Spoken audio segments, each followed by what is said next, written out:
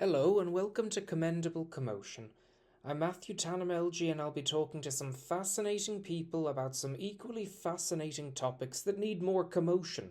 Today I'll be talking to Sean Moriarty, a former film and English literature student who co-runs the website Cold Coffee Press.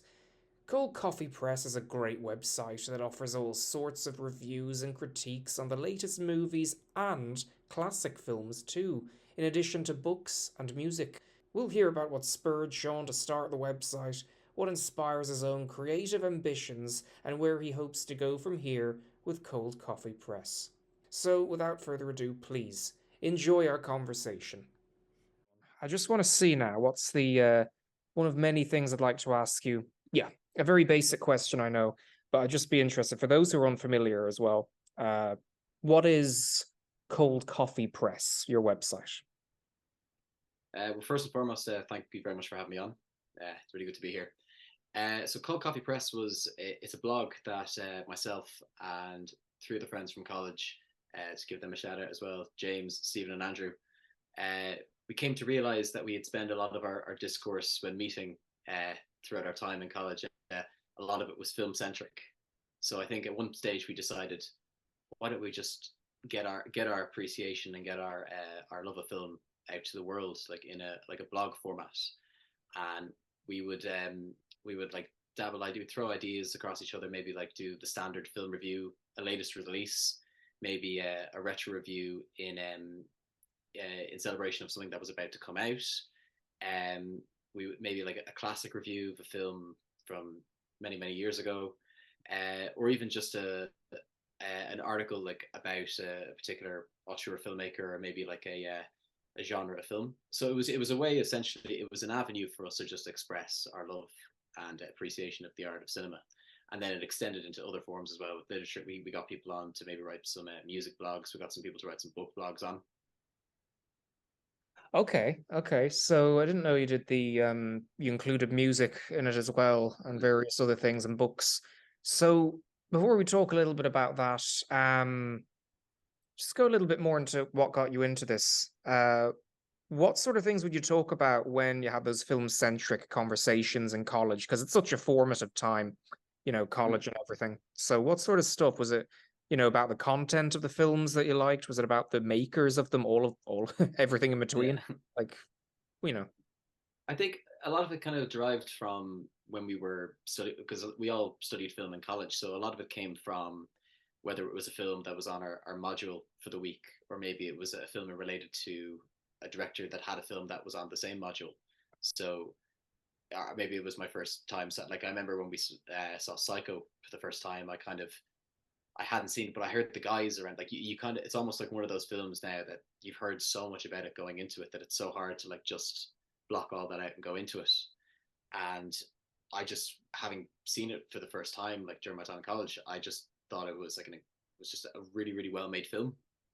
Like I probably wasn't as scared as a lot of the people in the 1960s were when they saw the shower sequence for the first time, because it's been parodied to death in like Yeah. multiple films, TV shows. But I just thought like the use of like framing, the way the direction was being like incorporated into the film throughout. I just thought it was just very captivating. So that Hitchcock definitely kind of knew that this was going to be a game changer.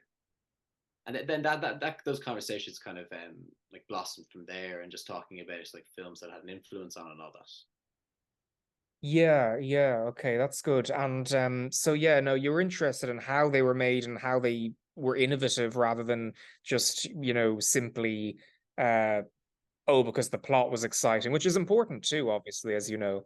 But yeah, it sounds like you had an interest in all these different areas of filmmaking, both technically and narratively. Yeah, Yeah. very good. And in terms of like then, so on Cold Coffee Press, um, any particular type of film that you particularly like writing about on that website, or any particular type of book or music, or you know?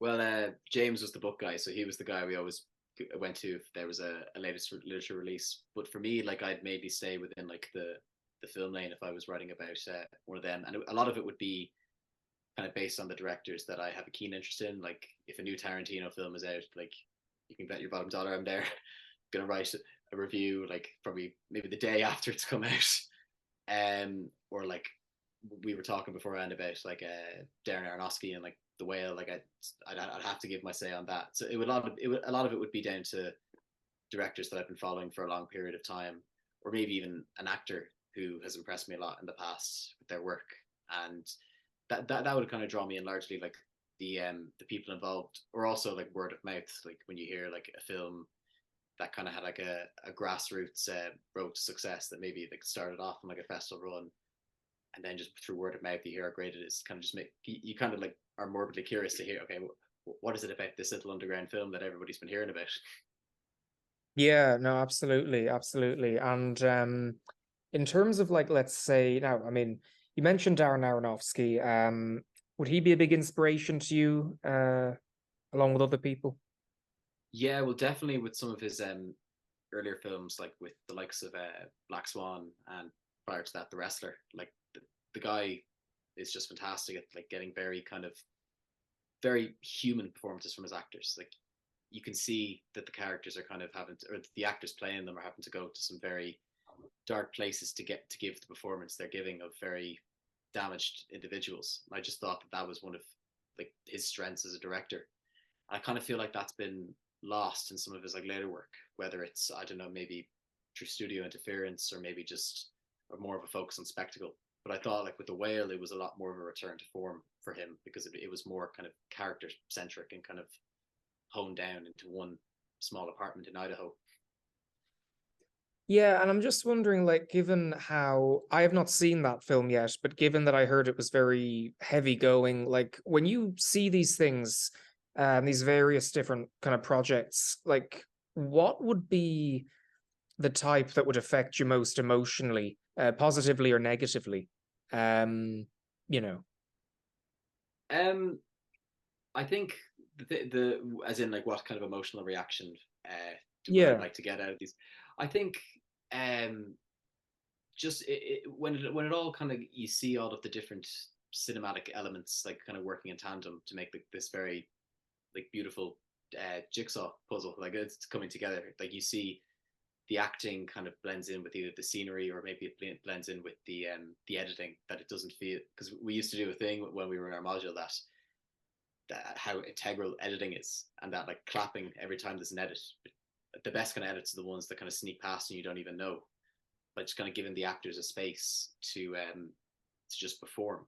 So I think seeing it all together without each kind of element standing out more than the other, that each one is kind of operating in conjunction to give the what's being presented in the overall frame room to breathe, essentially. And like you just with like Aaron Aronofsky, you know that like he can just let the actor act. He just puts their performance on the screen, whether it's like Ellen Burstyn in Requiem for a Dream or Mickey Rourke in The Wrestler, just heartbreaking performances, but the music isn't swelling up or the editing isn't hyperactive. It's just they're there. The camera knows how to restrain, and just those kind of that almost that kind of patient style of filmmaking. I think that kind of affects me. Like when you just you know that everything is just working correctly. Yeah, now certainly there was a bit of frenetic pacing and editing in Requiem for a Dream, but I remember there was some very powerful moments where the camera was very still. Yeah, Uh, and it was very powerful stuff, as you said. I've never seen The Wrestler. Would you recommend it? yeah. It's a fantastic comeback story. It Yeah. drew a lot of parallels from his own career, like in the past when he was going through hardships as an actor. Oh, Mickey Rourke. Yeah, yeah, Yeah, yeah. Yeah, no, yeah, of course. Because yeah, there's just seems to be this thing where he's always putting these like these parallels between different actors and then the roles they're portraying. So I mean, obviously with this what people are calling the Brendan Assance of Brendan Fraser turning to this big, big film, really. Um, it seems like obviously there might be some commentary going on maybe his uh past, I don't know, or maybe his just general career trajectory, how he's reflecting. I don't know. I mean, what do you make of that? Have you noticed that in some of Aronofsky's films? yeah. It definitely seems like there is a similar pattern that's to be noted in his films. But I think everybody just loves to see like a comeback story. People defy the odds and like return to form. And I think it can almost present this kind of creative expression for them to showcase, I'm here, I'm back, like I belong here and all that. And there's definitely moments of that in The Whale, definitely with Brendan Fraser's performance. But what's so captivating about it is it's a performance that you can't like pinpoint at any previous point in his filmography that he has delivered. Like it just feels like something very refreshing for him. And I think that that phone is going to be buzzing a lot for many more dramatic opportunities now that we've seen this side to him that I don't think we've ever seen before with his acting. Well, that's fascinating, really. A bit grim, but fascinating. And so, in terms of, like your work, Mm-hmm. again, returning to your work, so what made you decide to kind of also branch out a little bit into books and music? Because I know you said that one of your colleagues, as such, is kind of more the Mm-hmm. book specialist. Yeah. Um, but just, like what made you decide, like you and your friends, okay, look, we're going to spread this out a bit more. Don't just stick to film. What factored into that decision, if you remember? Um, I think what we realized where our strengths are with the writing, the film, like having studied it in college, that we could kind of notice aspects of it that we could incorporate into our own writing, and also just being admirers of other film critics as well and listening to their opinions. Music was a bit more. I haven't been as consistent with the music reviews in the past because music is a different. It can be a slightly different art form, and it can be difficult to kind of to remember some of the terminology and some of the language to use when describing music. They can both provoke the same emotional reaction, but I just find it a little bit easier to talk about film in comparison to the two.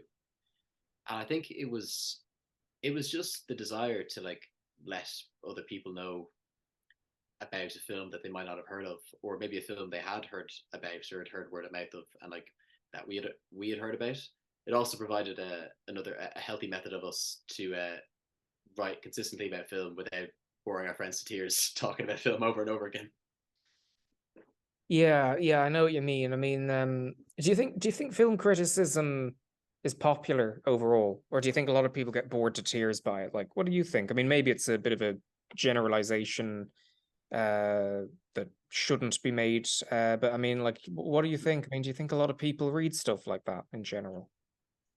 I think it can be definitely warranted for some films that like as they call them like a thinking piece, like the films that you see a first time and that you might not have captured an immediate understanding of it, but like warranted maybe repeat viewings for you to kind of pick up on the layers and all that. It's definitely with film essays and like videos that analyze and dissect the overall message of the film. But I remember reading about I'm not sure if you're familiar with Yorgos Lanthimos. He's a Yeah, yeah. but he denies any interpretation or theories of his films because he doesn't believe that it should be given its cemented status. Like the film isn't about X, Y, and Z. That people have their own thing to take away from it. He said that he just wants to say what's on his mind through that film, and if other people have an opinion of it, then that's inherent to them, and that would definitely be like on the topic of film criticism that it is necessary to kind of keep the art alive and keep people talking about them, but at the same time, it could probably take away the original intent or kind of, I don't know, make it more of a medium for conversation, I think. Yeah, yeah, I see what you mean. I see what you mean. This is the whole rabbit hole that can happen that way, there's so Yeah. many different discussions people can have about what a film means, what they think that the director or writer or both are trying to say, all this kind of thing. Um, so, I mean, personally, from my point of view, I find it really interesting. I know you do as well. But some people maybe don't like going near that. Some people want to just maybe focus a bit more on what they see in front of them. I don't Mm. know. Why do you think that is? I'm just curious, genuinely. Why do you think that is that some people would have that opinion? Which is a fair I think enough opinion for some people. Like, I'm not judging anyone. Why do you think that is, though? I think mainly it's just that people just want to know if it's good or bad. Like if it's something that requires them to take this amount of time out of their day to watch, because I don't think there's any like worse feeling than spending money on something and then leaving and going, that just didn't work for me. So Exactly. I think it's also that we just want to know that the time was valued and that the time was well spent into the film or the TV show, and that it was, I don't know, to them necessary viewing. Yeah, okay, that's fair enough. Yeah, that's fair enough. I understand. um, but in terms of, I mean, like, it's just, in terms of like, actually analyzing films and what you do and reviewing films, um, criticizing films, praising films, all that kind of thing. Who would inspire you? Any critics in particular? um, so definitely, probably the go-to for a lot of the film appreciators, but Roger Ebert was probably like the goat, as we hail him, the Yeah. guy who got the ball rolling. I'll share a documentary if you haven't seen it called Life Itself, which was kind of charted his career as a film critic. It's just a fantastic watch. But amongst the ones that I'm watching now, definitely Mark Kermode and Simon Mayo. They're very entertaining and like almost provide like a sometimes they disagree, and I think that's where a lot of the entertainment of their reviews comes from. Like when one says, "Well, I enjoyed it," and then really, what was it about that you enjoyed? Well, and that I think to me really showcases the joy of cinema. That like the polarizing opinions like can elevate it from like being more than just something that's moving on the screen for an hour and a half. So I definitely keep up with them, and also again like Tara Brady and Donald Clark from the Irish Times. I give their reviews a read. We used to have a joke in our film course about like if Donald Clark isn't giving it 3 stars, don't watch it. Yeah. So like that was like Yes. the opinion that we valued. But Yeah. Yeah. they would Exactly. definitely be some of the pivotal critics that I would keep my eye on or hear what their say is on something. And do you disagree with them much, or do you agree with them more than you disagree with them? But I was a bit shocked to see Donald Clark gave The Whale 1 out of 5. Oh, okay. I didn't know that. Well, That kind of turned my eyes like when I saw the review, because I walked out of it think getting a like a very like rewarding experience out of watching it, and then to hear that I was like, oh, I must have seen something differently okay. I didn't know that. Okay. And now I'm even more there. intrigued, to be honest with you. Okay. So polarization. Yeah. Wow. Okay. So, I mean, would you ever, I mean, this sounds like a silly question, but would you ever take it personally when any film reviewer disagrees with a film that you strongly liked or strongly disliked, but this or that film reviewer who's like really successful and you generally, um, listen to a lot, all that kind of thing, and then they come out with a film that they actually that you did not like at all, but they think is great, or vice versa. Do you ever take it personally? I don't know. I mean, because it's Heart sometimes it's it's heartbreaking. it's It's like, like you've made like a project for school and they just smash it down in front of no. Um no, I always find it really interesting because then it allows me to kind of see like the expectation from that other person or maybe just the experience that they got out of it. And I think at the same time, like when I said there, like about what draws me in, like with the people involved, the director, the actor, word of mouth. Another thing that can be quite alluring when it comes to like checking out films or seeking films out is when you hear about a divisive response, because you kind of go, okay, so that means it's going to be either one or two camps here for where you fall under. So I think, and again, like it just when I hear that, I'm always kind of like, all right, cool. So like that person saw a different thing that I did, like so and it's nice because it also makes it look like that you're not just like basing the opinion on the people that you admire. yeah, yeah, yeah, no, of course, of course. That's a good kind of balanced way of thinking. And so, you know, like with the internet, and obviously a lot of your writing is on the internet and cold coffee press.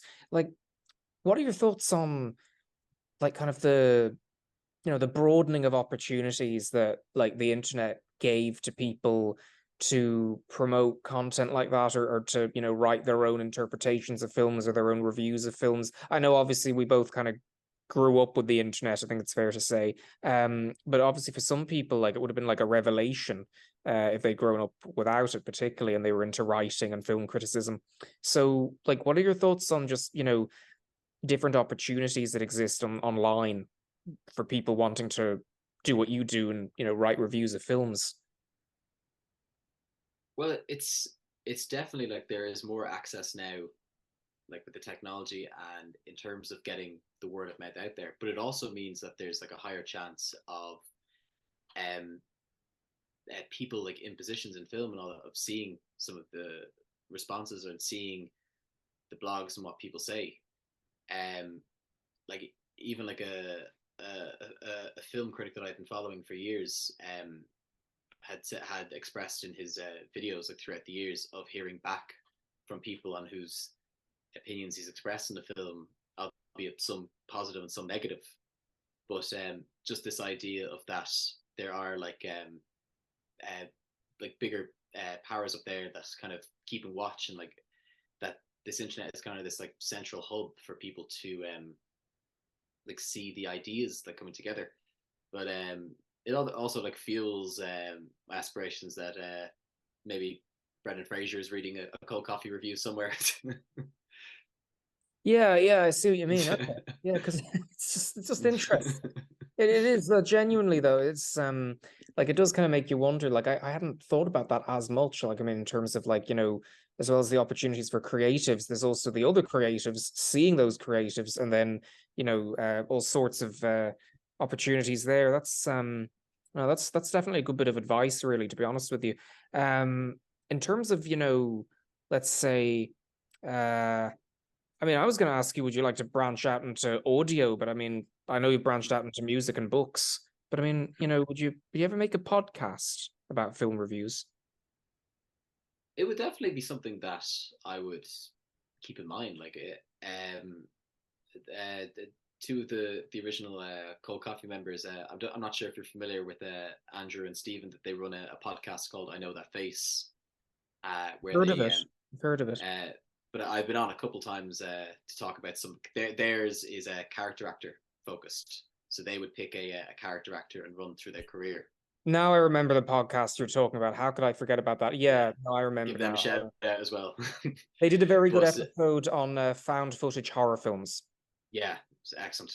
And I know with yourself having just talked to Eduardo Sanchez there, That one was of one of the episodes one of the key figures for the found footage genre Well, yeah, I mean, gaining momentum.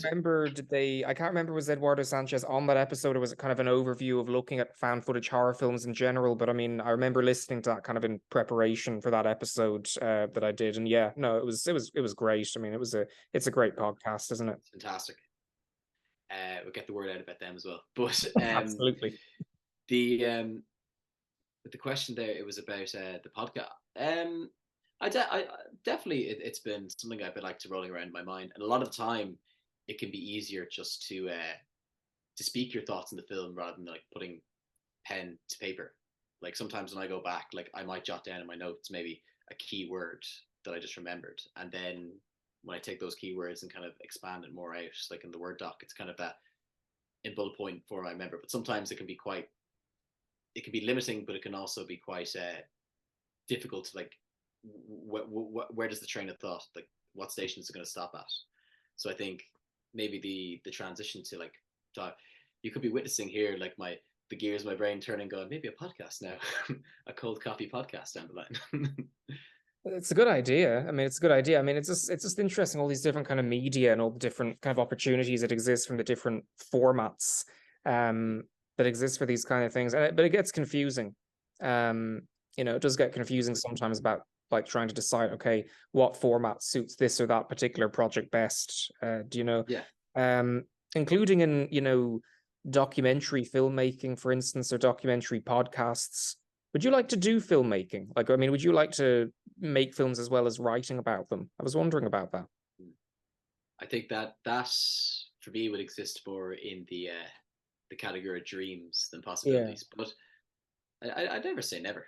But like I've always like thought of the idea of like it would look like fun, and it would look like something that I would just like to well I wouldn't say like pursue immediately. It's something I'd probably like think about. But it's also been like an imagined like possibility of mine. Like, what if someday we were to venture into the art of filmmaking? it's a strenuous task, but very fun and Yeah. exciting, you know. So, I mean, you hear all these stories and, you know, the amount of crazy sort of documentaries that have been made about like this or that particular production and things that went wrong or things that were unexpected and, you know, that kind of thing. And it's amazing, really, but it's fun as well as being strenuous. So, yeah, no, I keep your mind open to that, definitely. You know, you never know. And so, look, a very basic question, but I'd just be interested in knowing, could you give us more of an idea of, you know, the sort of, are there any examples of, you know, film reviews that you particularly remember or examinations of films that really kind of got you into starting Cold Coffee Press? That may be a bit difficult to remember all these years later.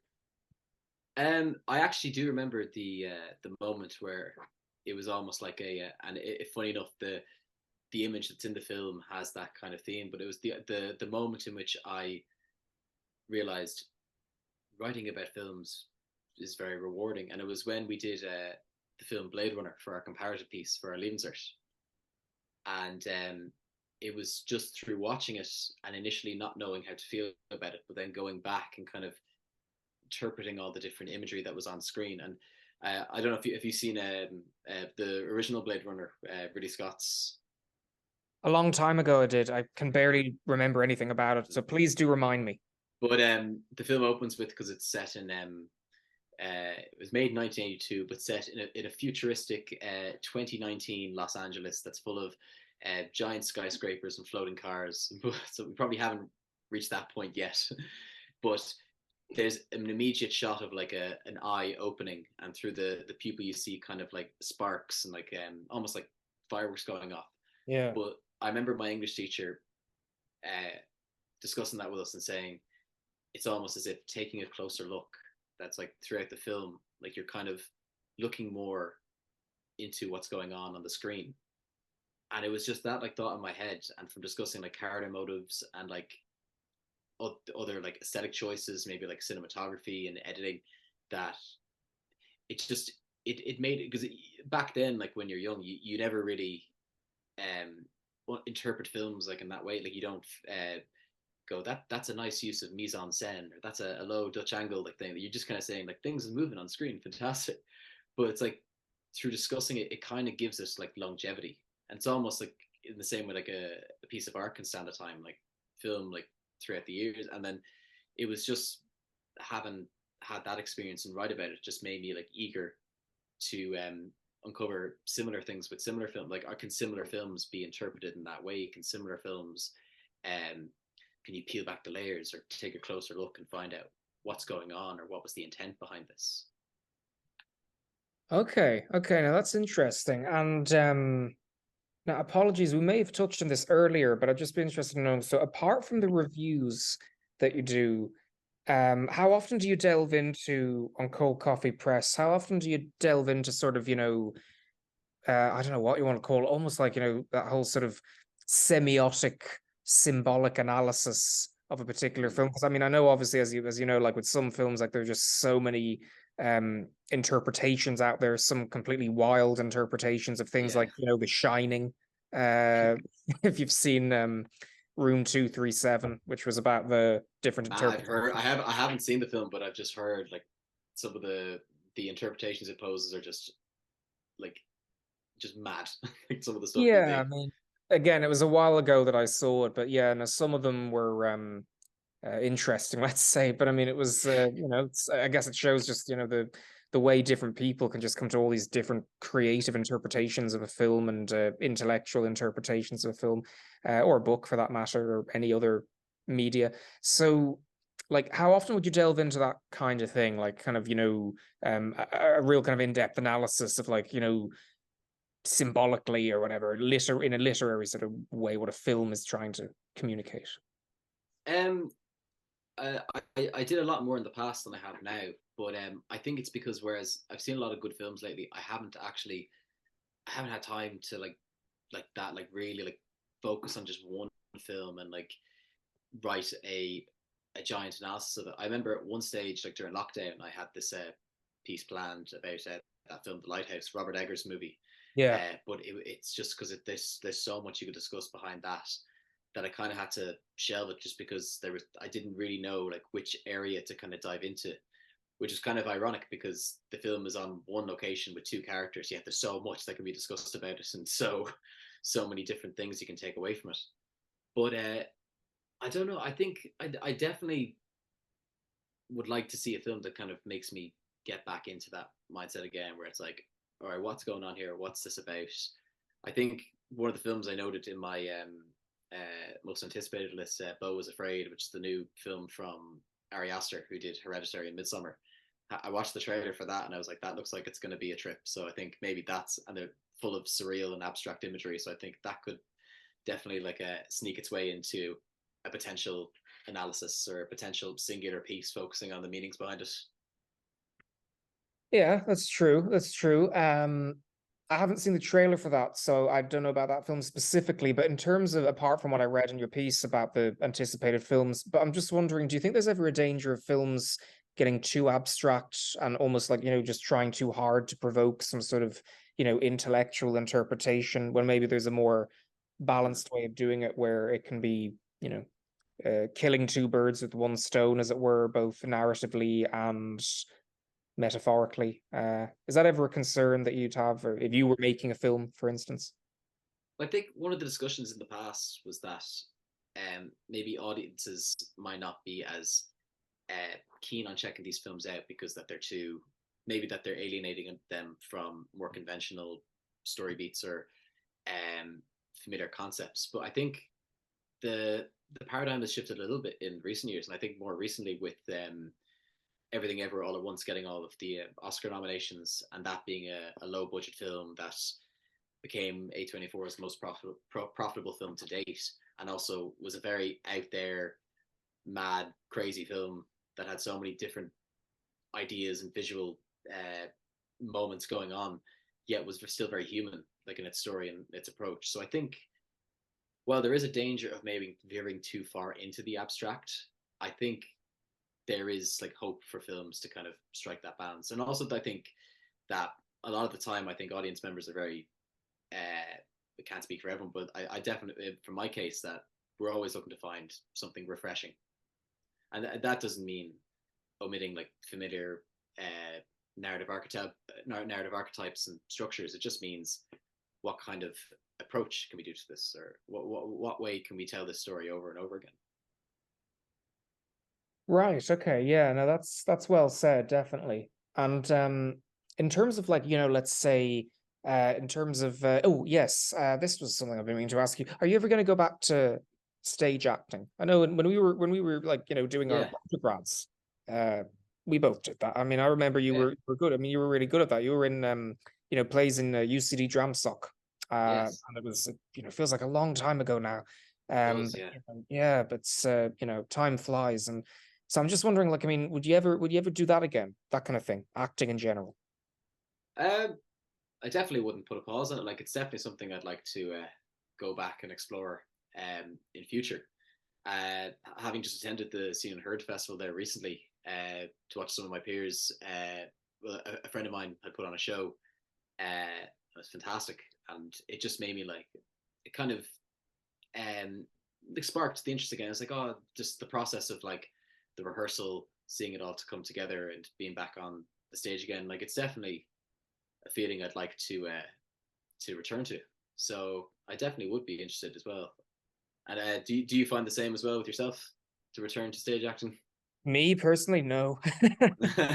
I don't. I mean, I have nothing against people who'd like doing it. It's just I personally prefer writing, podcasting, academia, that kind of thing. That's my own personal opinion. People like different things, as you know, and it's just, I don't know. I guess I just kind of realized personally that I prefer other things, but sounds like the door's still open for you in that regard. Like you might return to it one day, which is good to hear. So it's a bit nerve wracking though, isn't it? Acting. I mean, like it's also kind of nerve wracking, which wasn't necessarily, I don't think, why I lost interest in it. But I mean, did you find that as well? That like it'd be very kind of there'd be a very palpable tension waiting to go on stage.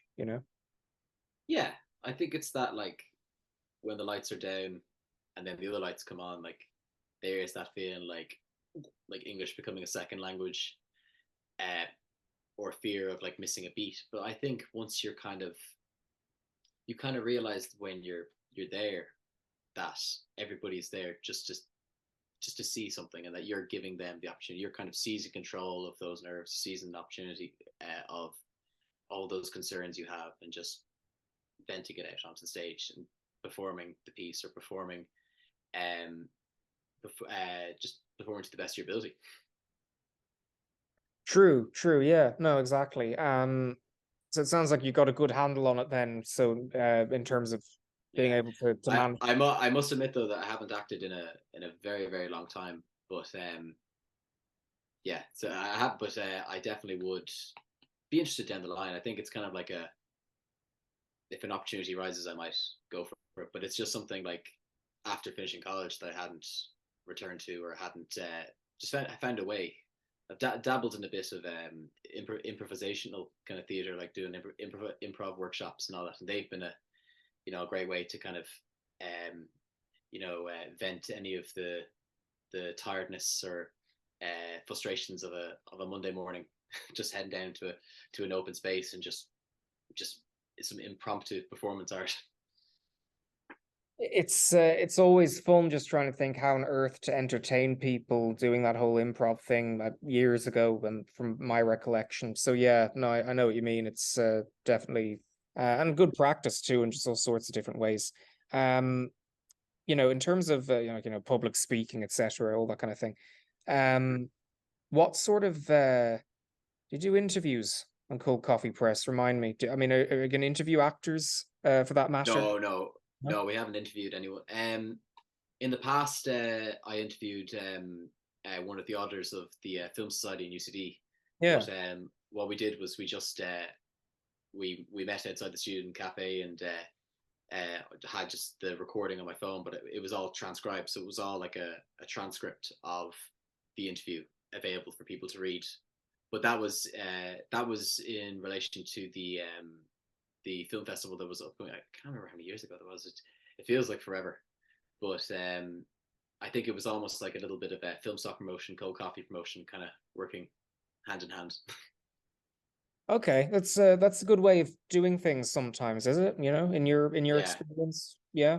definitely, and like there's definitely a lot of there was a lot of experimentation when we started about like the blogs and the way we were going to promote the content. So I think going forward there would be an interest in returning to some of those methods, maybe again, like maybe more interviews down the line, and as we've maybe like manifested here, a cold coffee podcast. Well, that's a great idea, and I'm sure many people, including myself, would be very interested in that. So, before we finish up, I was going to ask you, what's next for Cold Coffee Press, but it sounds like you got some good ideas there already, which is great to hear. Anything else you'd like to do with the website in the near future? Just to keep going, and just to keep putting out my thoughts on film. Definitely more of a venture into outside of just the review content, maybe like more analytical pieces on films, maybe more film discussion posts. Um, maybe continuing, because the one format I've been enjoying now is the kind of more condensed, like maybe a double bill, triple feature review, where it's I can get uh, smaller thoughts out on like more films, and can give maybe like a condensed approval or disapproval of a film, whether it's worth seeing or steering clear of. But just to keep doing that, just to keep getting the stuff out at a consistent pace. Good, good. Well, I mean, certainly it's very exciting, the stuff you're writing about, and very well written as well, and just Thank you very good for much. all people. Good for all people, no matter how in depth they like to get into in terms of film criticism and analysis in general. Where can people find it, by the way? Where would you direct people to? I mean, obviously there's the website Cold Coffee Press, but where else? I mean, just where can people find you? You can find it on WordPress, but we also have a Facebook page, and we have an Instagram page at Cold Coffee Insta. And would also like to, before we wrap up, give particular shout outs to the lads that I know that face for their podcast. They got Exactly. a lot of cool things coming our way this year, and for the next couple of months. Wonderful stuff. Wonderful stuff. Well, thank you for being on Commendable Commotion. Thank you very much for having me. It's been a real pleasure and good to talk to you after so many years. So have a good day. It's good to see you again, man. It's really nice seeing you again. And congratulations with your podcast as well and everything. Thank you. But checking out some of the episodes, they're very good, especially last week's, the most recent one with Eduardo Sanchez. That was a real fun to have. It was brilliant having him on, and it's been great having you on as well. So thank you very much indeed.